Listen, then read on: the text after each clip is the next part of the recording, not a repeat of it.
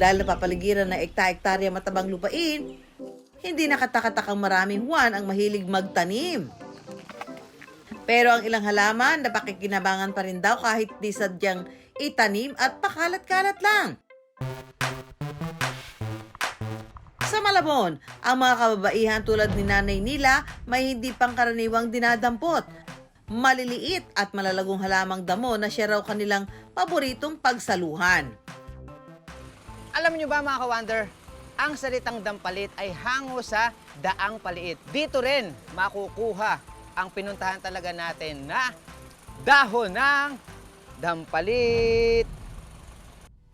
Ang dampalit o cypress lane may scientific name na Sesuvium fortula castrum, umaabot lang sa taas na 30 centimeters o singhaba ng isang ruler. Sa barangay Dampalit sa Malabon, laking tuwa at nasasalamat daw ng ilang kababaihan kapag may nadaan ng damong dampalit. Mahalagang sangkap daw kasi ang dampalit sa kanilang specialty.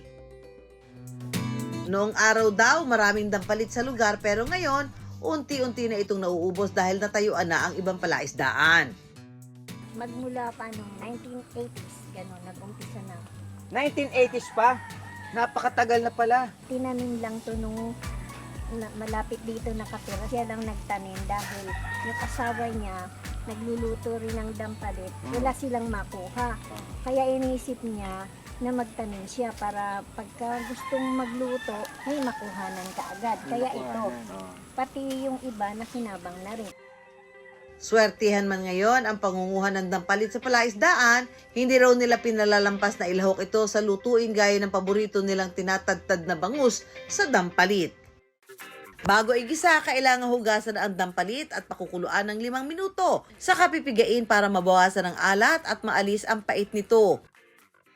Nanay Nila, ito po bang dampalit? Ano po ginagawa niyo dito? Binibenta niyo, nininegosyo niyo po ba to?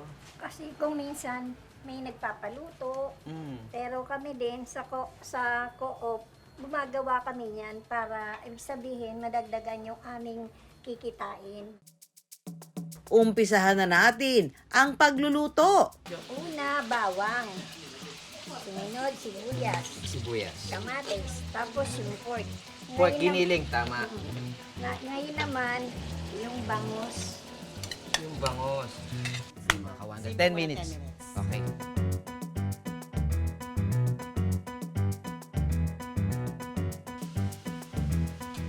Yan na.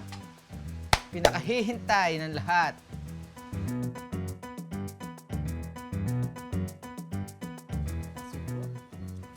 Charan! Wow. Luto na ang tinadtad na bangus sa dampalit, pwede nang ihain.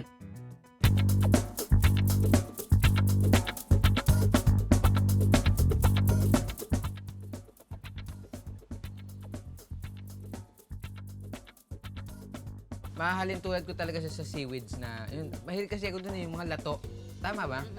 Lato, seaweeds, pako, mga ganun. Pako.